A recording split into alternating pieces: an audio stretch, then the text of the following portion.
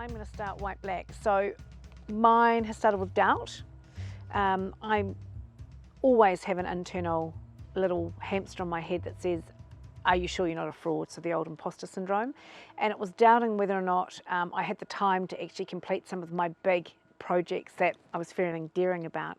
So my daring is my to rebuild this village somewhere else in the world. And whether or not that's going to be just in Auckland or whether or not it's going to be in, I know it's going to be in Canada, but I don't know about the Auckland one. And it was like, have I got the time? Have I got the energy? Have I got the commitment? We've self-funded this whole project, so money is always massive. But I've just got to keep pedaling. So yeah, I sit with that piece. And I really have to quietly meditate on that and just go, you're good enough, you do enough, you are enough. And then I've never had a problem with daring, ever had a problem with daring, because I have unicorns that live in my head. Unicorns are my magical beast of just dream it, plan it, do it, be it.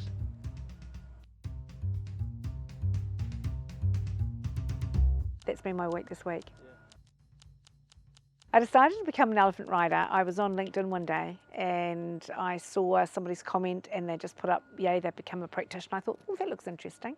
And I love the name because I talk about eating elephants. And part of my planning process is doing those 10-year plans, the 5-year and that huge elephant, and then figuring out which end to start at and which bite to take first. And so I just Googled you and found it, and I thought, oh my gosh, he's done my cards, because I've got cards. You say I've got these Sally Duxfield cards, but I wasn't as smart as you. I didn't put numbers on them. So I've used cards and words for 8 or 9 years to do a very similar thing, but different to what you're doing. And I don't have a game with it. I use it associated with Maslow. So it was just a great complementary tool to use. My day-to-day life and organisation is actually my latest book that's coming out. So thank you so much for that little moment. I have been doing huge amounts of study for the last few years on the neuroscience of working and performing under stress. So how do we control our production of cortisol? How do we control the rhythm of our day? And of course I stumbled across the very famous Eisenhower's matrix. And I've done a huge amount of thought leadership on that, and I've now written a book about that and a planning day. So how I control my day is I break my year into my big chunky year, and then I come down to my quarterlies, and then I come down to my months, and right down to every Sunday night sit and look at my week. And then I've got a Q2 index, which is my important but not urgent, and I have from Q2 to Q2.9 or whatever's going. And that might be my accounts, and you'll as a businessman know this, that when all of a sudden GST comes up or PAYE and you're like, or accounts. And I know people are meant to do that for you, but there's still always in those early days of business that responsibility to do it yourself. And I'd forget, or because I didn't like it, I'd choose to forget it. And so then I'd get caught out and I'd get overwhelmed. And so I am really methodical with chunking my days. I talked to you about I feed my hamsters in the morning, so that's that Q1, really urgent, high cortisol, bang that out every day, get that done, and then feed the monkeys afterwards, which is my team and not my monkeys. It's the person that what they bring to you is your monkey, and that comes out of Steve Covey's work from the early days of some of his work. And get those monkeys fed, and then everybody can go back and settle, and then you jump into your Q2 stuff. So it's really methodical. But I also do a lot of work on the end of the day, the after hours piece. So where you need to get home and be a grown up, and it's awful being grown up. So, I mean, I'm really old and I hate being a grown up, but making the lunches, getting the briefcase sorted out, getting the day planned, making sure that anything you didn't complete today gets handwritten over onto the list for tomorrow. So that subliminally the brain goes, I've got control. So yeah, it's just about rhythm. And I'm really, really functional about it. Might even say a little anal about it, but it's so important to keep the neuroscience piece of you completely focused. On a daily basis, how I keep focused is I will have my 4 or 5 words of how I want to feel every day. So at the top of all of my work, I have purpose, I have joy, I have laughter, I have integrity, though that's probably going to die. I don't like integrity. I prefer kindness. And then that sort of sits at the top of my page, and then everything I do, I know that it's leading to my bigger tasks, my unicorns, my big projects. So I stay focused by ensuring that my day is planned and rhythmical, and because I do, I'm like a fluff in a jar. I was going to say the other word, like ping, ping, ping, ping, ping, and I love getting distracted. So daily basis, it's just nail the rhythm, tick it off, and I use tick sheets all the time. Produces serotonin, makes me feel like a big strong girl at the end of the day.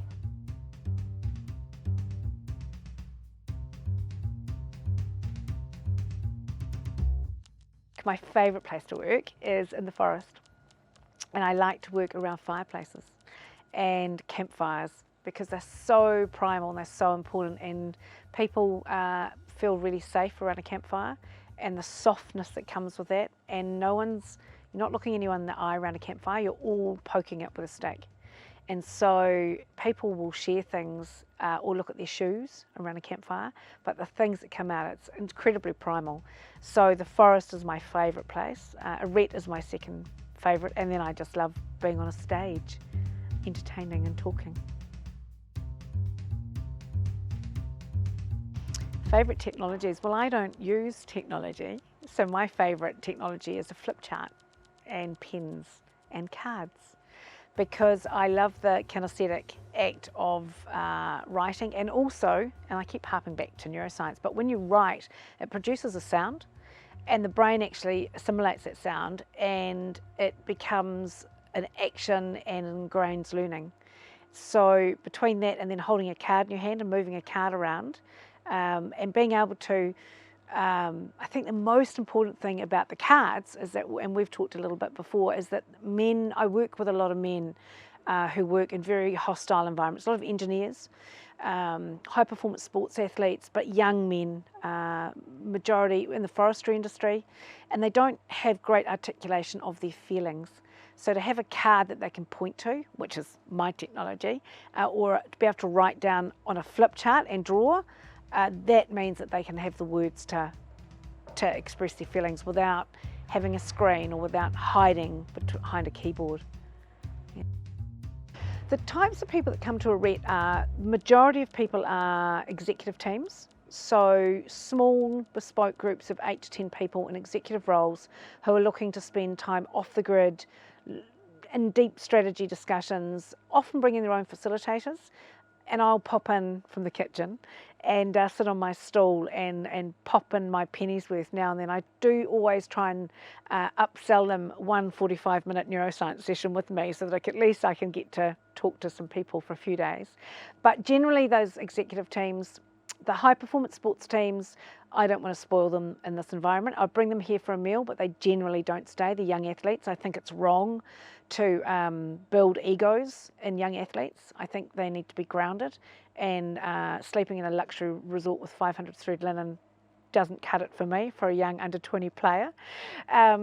So generally we'll use the space as a facilitation space, but not as a residential space. We've had yoga retreats and wellbeing retreats, and that's amazing. We've just booked an artist retreat for American artists in 2023, fingers crossed. So other facilitators can use a space, but generally for me, my clients, executive leadership teams. What I saw in the emotional culture deck that's not in other games is a tool or a method of allowing people to articulate feelings without actually having to say the word. Because many people get, if they want to say, I want to feel loved, it's like cat sick on the front of their mouth. They're like, they can't quite get out nurtured or loved. And so when I saw it, it was much deeper thought had gone into your game than my cards that I'd used historically. It was for different purposes. So I just found it was an amazing way, particularly with my audience, as I talked about, with a lot of men engineers working that high left brain, so low emotional EQ. And it was just such a cool method of getting men, or giving men, the ability to articulate feelings without them having to actually say the word. They could point at a card, and I want all you fellas to feel like that. The most powerful part of the emotional culture deck experience is the ability to sit afterwards when they've chosen their words and then talk them through accountability. So those words are the way they can hold their team and themselves accountable for their behaviours. Because if I've said that I want to feel engaged and somebody in my team or I behave in a manner that disengages somebody, I have direct accountability. Whereas if I have values on the wall, they mean nothing. They mean nothing. So for me, the power is the connection to accountability, because that behaviour, if I behave like that, will it make people feel how we've said we want to feel in our workplace? The most rewarding part of using the game is seeing people be safe to articulate emotions. So it's really unsafe in a work environment to say I'm sad or something's happening at home. When you put them in a physical environment, experiential environment like this, where they're off the grid, so you own them, there's no cell phones, there's no distractions. Secondly, you've talked through Maslow and safety and all those things, and then you apply this over the top of that. Now they can actually articulate their feelings, and the tears and the emotion and the depth of the emotion is extraordinary. The most powerful situation I've used the card game in is with combat engineers and forestry logging groups. So I take a pop-up gazebo into forestry skid sites, so the men don't have to come in from the forest for training. I go out to Taihape or Whanganui into the hills, hop out of my old Prado that's done 550,000 kilometres and pop up my gazebo and put up my flip charts and pull out the emotional culture deck and sit with these hairy ass men who within an hour are all crying like babies.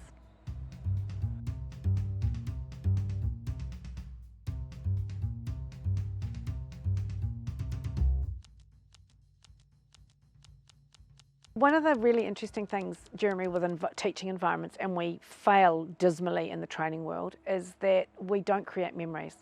So Ebbinghaus' forgetting curve was really clear. Ebbinghaus's work showed that within 30 days of learning information, you had a 6 to 10% retention of that information. 30 days after you've been in a classroom learning. So two things happen to you when you walk into a classroom. Either you become fearful because it reminds you of school and you remember how stupid you were. So if we take a lot of sportsmen and women who, as a generalisation, some in the lower sporting areas, don't have strong academic backgrounds at that time in their career. There are many, many children who have had poor teaching or learning experiences. And so we then put them into a classroom to teach them something as adults, and we've already made them feel stupid as they're walking in the door. So forestry guys, you can imagine coming in, combat engineers coming in from out in the field with our experts into a classroom with a middle-aged white lady in a suit. You've just shut them down completely. You take them out to the forest and you take them to the nets and you do it in the, teaching the, there goes a huge tree in the background, teaching the belchers, that's where it happens, because you create a memory hook. And so the brain then pulls through all its learning hooked onto that memory hook. So that's why you've got to teach outside the classroom. The deepest breakthrough I've had using ECD, what a great question. It was probably about me. It was probably me realising that there was such huge freedom in articulating feelings and that I had to listen, which is really counterintuitive for me because I like to talk a lot. So for me with the cards allowed me to sit back on my haunches and listen to what people had to say and then be curious and keep asking questions. So that was pretty powerful for me. Because I am a talker, I'm a public speaker, I'm a keynote speaker, so I'm not deeply curious about people. I just don't like them very much.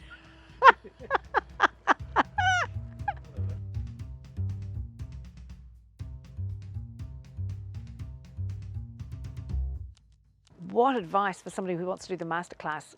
Absolutely one of the best things you'll ever do. So get engaged, practice it on yourself and practice it on friends. Really great tool around the kitchen table with your children. I use it with my team here almost on a daily basis on our Friday debrief. We use the cards on a Friday afternoon, how we're feeling at the end of the week. So new people just get involved. There's so much. And what the best thing about this whole thing, Jeremy, is that you allow us to do whatever we want with it. Whereas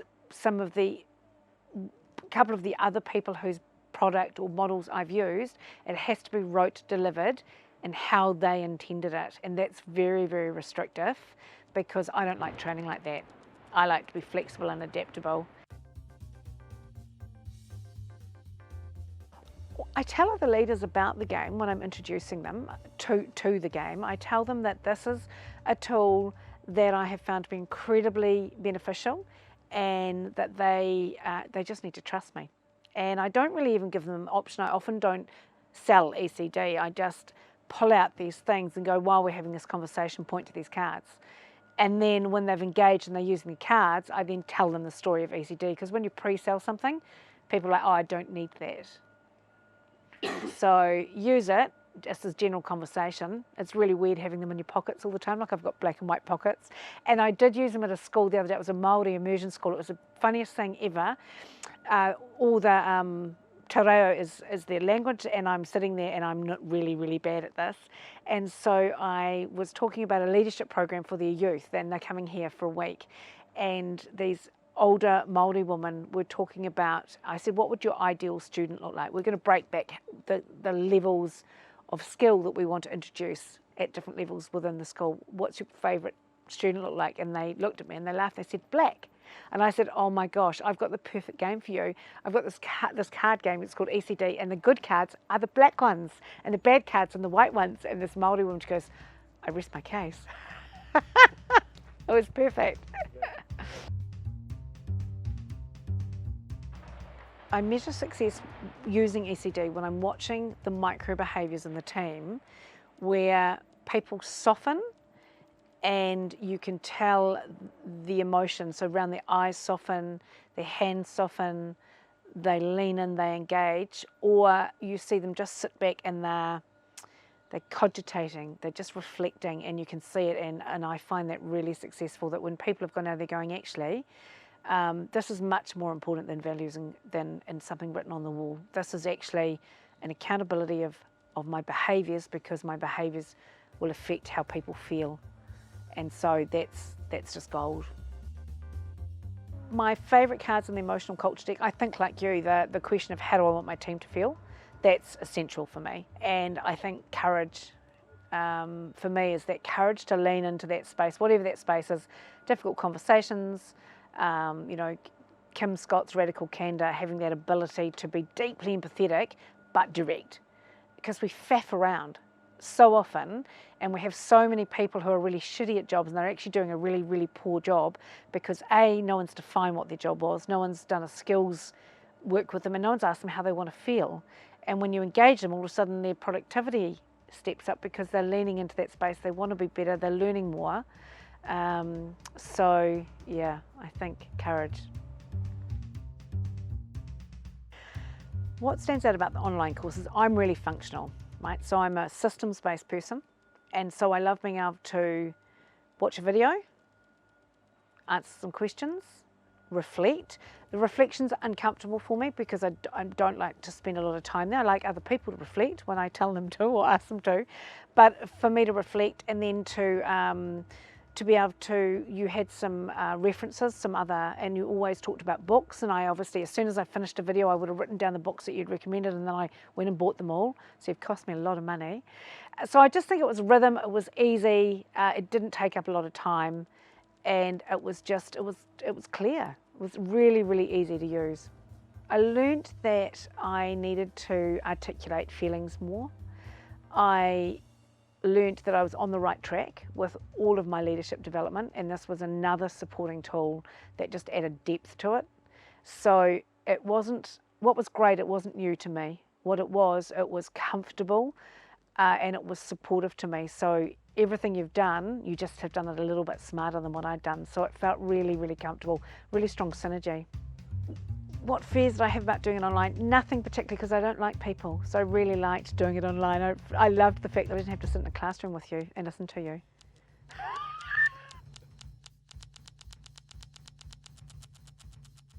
Other leaders should sign up to the online course, because this skill and the ability to use this tool is everything that you're looking for in leadership. So it's the missing link. It's the piece where it's how do I want my people to feel, and it's the tool, it's the lineage, it's a little link between those two, because I can ask that question, how do you want to feel today?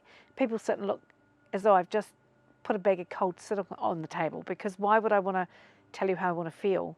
But if I put some cards on and I start talking casually, I've got this conduit.